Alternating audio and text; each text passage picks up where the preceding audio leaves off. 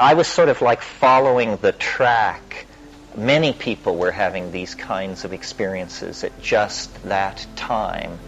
But then in February of 1967, I sort of found my way at the front of the parade when one rainy evening in Berkeley, this friend of mine, who I'm still extremely tight with, and this guy always was first in everything, and he made it his business to burn through and abandon things before you'd ever heard of them.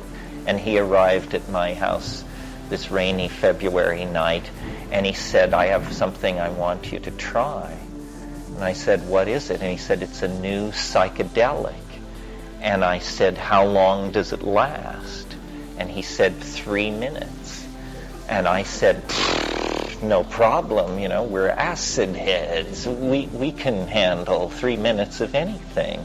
And sat down and smoked my first DMT. And, it's never been the same since. I mean, it worked 100%. Yes, this was the famous 55-gallon drum that was boosted off a Army conveyance vehicle when it was moved from SRI to some proving ground in the Southwest. The U.S. Army was trying to develop an aerosol artillery shell that would land in a Vietnamese village, drive everyone nuts, and you could send your people in and take over in all this gaseous, hallucinogenic confusion. And DMT and even then more debilitating psychedelics were being looked at in the service of this.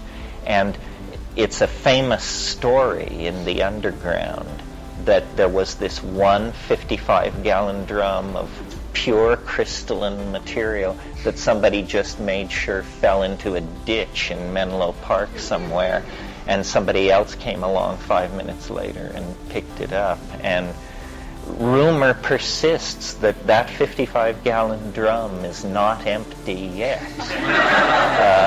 Apocryphal stories abound of burial sites near Hudson's Bay, in the deserts of the Namib, other places. It's been moved around. Even the Dome of the Rock was indicated at one time.